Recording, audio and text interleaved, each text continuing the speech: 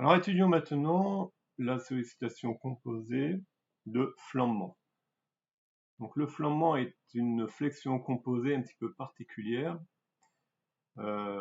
puisqu'elle engendre de grands déplacements et donc l'équilibre doit se faire dans la position déformée. Donc avant d'étudier plus en avant le phénomène, voyons ce qu'on appelle les différents états d'équilibre, stable, instable et indifférent. Donc l'équilibre stable, celui pour lequel si on exerce une petite force à gauche ou à droite de la bille ici, la bille revient dans un état d'équilibre. Alors que l'équilibre instable, il suffit d'une petite perturbation à gauche ou à droite pour que la bille perde complètement l'équilibre. Donc l'équilibre est instable.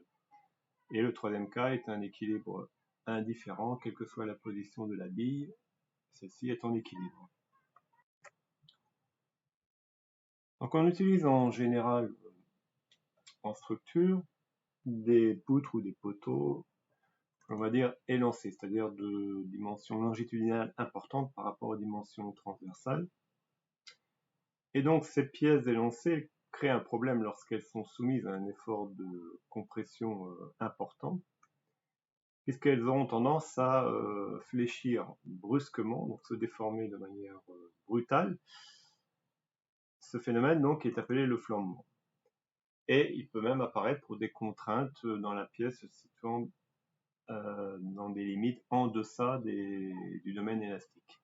Donc le flambement peut se produire alors qu'on ne dépasse pas les contraintes limites élastiques. Alors pour mettre en évidence ce phénomène de flambement, faisons l'expérience suivante. Donc prenons une poutre, un poteau très élancé, donc de longueur importante par rapport à sa section transversale, et ici une section rectangulaire. Donc ce poteau est soumis à deux efforts de compression, si on fait l'équilibre, N et N, de part et d'autre, et à des liaisons qui sont ici, donc des liaisons peuvent varier, mais dans le cas de l'expérience, ici on a deux liaisons articulations, dans le sens de une articulation dans le sens du plan de flambement. Vous pourriez aussi avoir une articulation dans le sens perpendiculaire au plan de flambement. D'ailleurs, ça ne changerait pas le résultat comme on va le voir après. Donc, initialement, la pièce est rectiligne. On applique donc un effort N qui est croissant. Donc, qu'est-ce qui va se passer une fois que l'effort N aura atteint une valeur qu'on dit critique, une valeur critique? La pièce va se mettre à fléchir brutalement et de façon très importante. C'est ça qu'on appelle le phénomène de flambement. Donc dès lors qu'elle fléchit, elle est soumise donc à une sollicitation de flexion-compression, flexion composée, flexion-compression. Sa déformation étant relativement importante, on ne peut plus faire l'étude dans la position avant déformation, mais on est obligé de faire l'étude dans la position déformée. Donc l'hypothèse des petites déformations n'est plus respectée, et celle de la linéarité non plus, notamment le principe de superposition ne fonctionne plus. Donc c'est ce qu'on appelle le phénomène de flambement. Donc si n croît au-delà de nc, les déformations s'amplifient considérablement jusqu'à la ruine de la pièce. Et on dit qu'on est dans flambement élastique si la contrainte au moment de la ruine ne dépasse pas la limite élastique, sigma E. Donc dans ce cas-là, lorsqu'on relâche l'effort N, la pièce reprend sa forme initiale. Autre point important, c'est que la déformation s'effectue pour une pièce biarticulée dans le plan perpendiculaire à l'axe de la section pour lequel le moment quadratique est minimum. C'est-à-dire que la pièce flambe toujours dans le sens où le moment quadratique est minimum. Donc c'est pour ça que je disais au début, même si on a une articulation perpendiculaire au plan de flexion, plan de la feuille, eh bien la flexion, le flambement aura de toute façon lieu dans le plan de la feuille. Alors on va montrer que l'effort critique NC qui permet d'atteindre le flambement va dépendre des liaisons. Donc on n'aura pas le même effort critique si on a une poutre biarticulée par exemple ou une poutre biencastrée. Ça dépend du matériau. On n'a pas le même effort critique si on a du bois ou de l'acier. Ça va dépendre de la forme de la section. On n'a pas le même effort critique si on a une section rectangulaire ou circulaire. D'autre part, le phénomène dépend également des défauts géométriques, de l'excentrement de la charge et des défauts structurels de la pièce. Nous, on va étudier le phénomène idéal qu'a étudié Euler. Et donc pour cela, il a utilisé les hypothèses suivantes qu'on va utiliser dans notre démonstration, à savoir des matériaux homogènes et isotropes, une poutre parfaitement rectiligne, c'est-à-dire qu'on aura un équilibre instable, et on considère qu'on est en petite déformation. Ça nous permettra notamment d'utiliser la loi V seconde égale à M sur EI. Alors on va démontrer l'expression de la charge critique, NC, pour laquelle donc on obtient l'instabilité de flambement, en considérant une poutre, un modèle théorique qu'on appelle le modèle d'Euler. Donc cette poutre, on va considérer quand même un excentrement. Donc cette poutre, on considère qu'elle est articulée en A, simplement appuyée en B, et que l'effort N de compression est excentré d'une quantité petite e. Alors pourquoi on est excentré? Pour prendre en compte les incertitudes d'excentrement dans les poutres réelles et comparer ce modèle ensuite au cas théorique où petit e est égal à 0. Donc si on écrit, si on fait une coupure à l'abscisse X, qu'on isole par exemple la partie droite, donc le torseur de cohésion est égal à plus les efforts à droite, donc n de x est égal à moins n, v de x est égal à 0 puisque les réactions aux appuis sont nulles, et le moment fléchissant est égal à n multiplié par le bras de levier, donc le bras de levier de n, c'est le bras de levier en x de n, si je prolonge la droite d'action de n jusqu'en x, et bien le bras de levier est égal à v de x plus e. Alors, on a mis moins v parce que v étant négatif, on met donc un signe moins, le bras de v étant égal effectivement à e moins v. Bien, d'autre part, ça c'est le torseur de cohésion, donc pour déterminer la déformée petit v, on applique la loi qu'on a déjà vue, à savoir l'expression qui relie v seconde à m de x. Donc, la relation 1 sur r égale à m sur ei. Donc ici on a une approximation puisqu'on estime que comme on est en petite déformation, c'est toujours ce qu'on a considéré auparavant, 1 sur r est approximativement égal à v seconde, ce qui n'est pas tout à fait vrai si on veut affiner la démonstration dans les grands déplacements, dans les grandes déformations. Donc ici, si on fait cette hypothèse de petite déformation, donc modèle d'Euler, on peut appliquer cette relation qui aboutit donc, et on aboutit à cette équation différentielle si on remplace m de x par son expression au-dessus. Donc c'est une équation différentielle classique du second ordre, dont la solution est écrite ici. Donc la flèche au milieu, delta, est donc égale en valeur absolue à cette expression.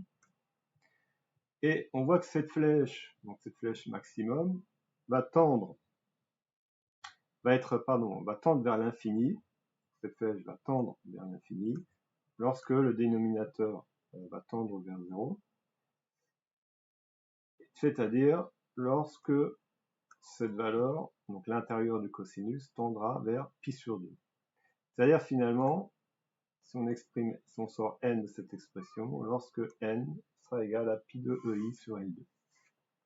Voilà ce qu'on appelle l'expression de l'effort normal critique, donc à partir de laquelle la poutre va flamber.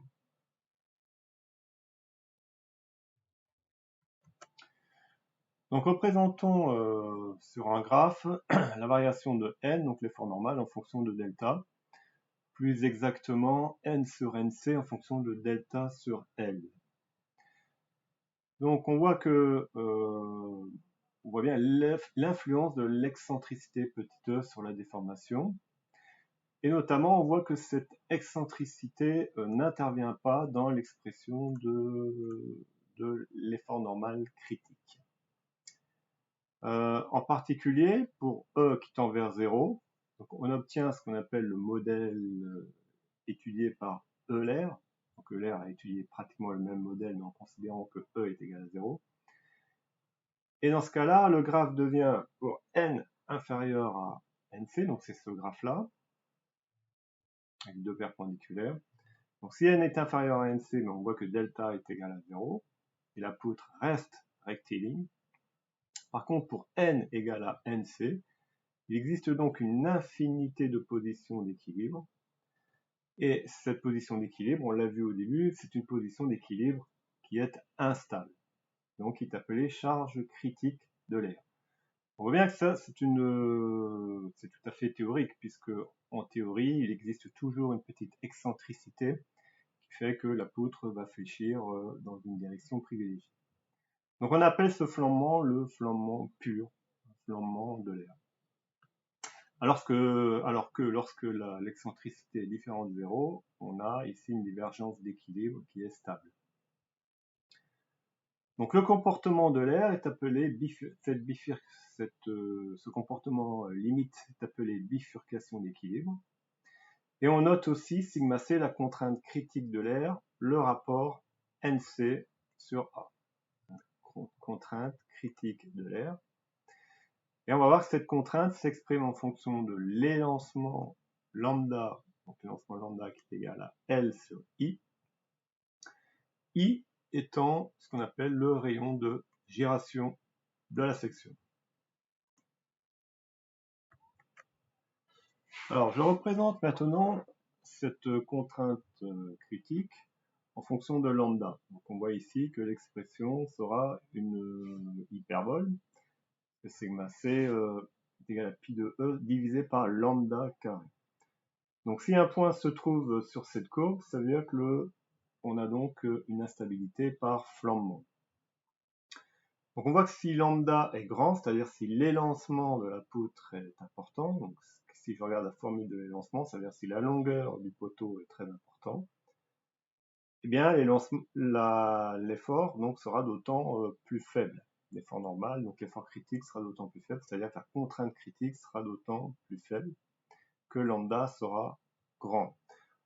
En revanche, si je réduis la longueur de mon poteau, donc pour des élancements très faibles, il me faudra donc un effort important, un effort critique important, c'est-à-dire une contrainte critique importante.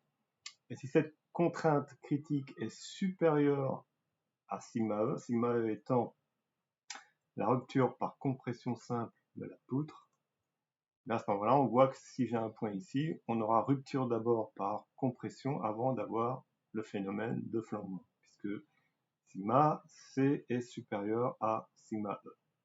Donc j'aurai un flambement si je suis dans cette zone ici de la courbe.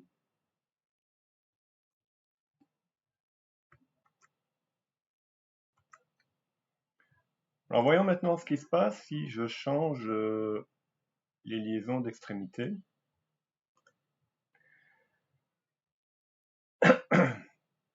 Donc si je recommence ma démonstration, mais en considérant donc par exemple le modèle 1, c'est-à-dire qu'en A, je supprime la liaison et en B, je mets un encastrement. À ce moment-là, je vais trouver comme effort critique de l'air, NC, est égal à pi de I sur 4L0 carré.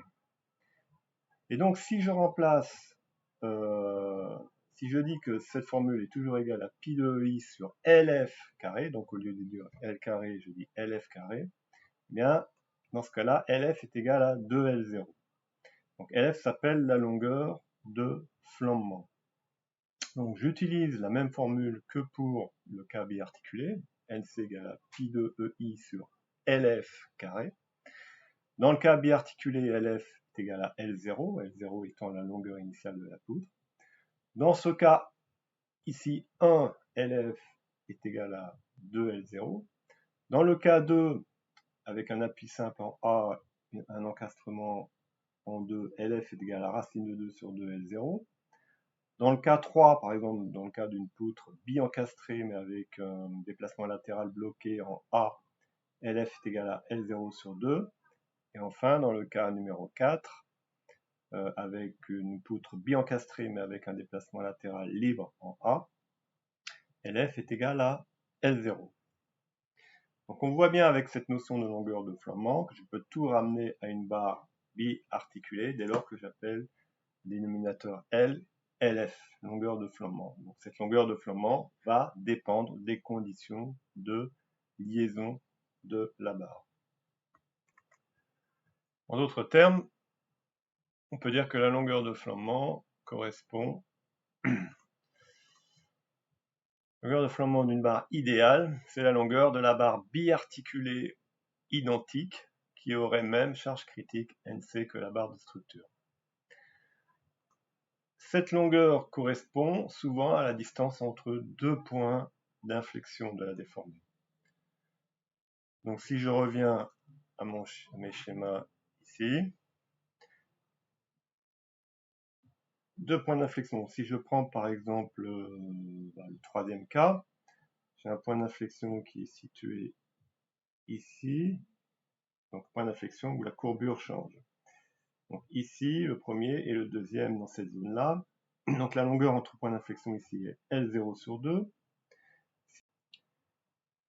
On voit que cette notion de d'élancement lambda est relativement puissante, puisqu'elle permet à elle seule de caractériser la résistance au flambement de la barre.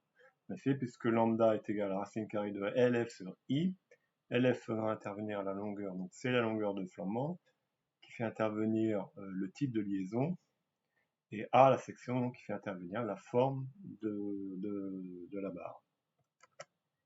Enfin, concernant le flambement des barres réelles, on va dire que les principes de base sont respectés, mais il y a des petits ajustements empiriques, expérimentaux, qui prennent en compte les types de matériaux, à savoir acier, béton armé, béton précontraint, bois, etc.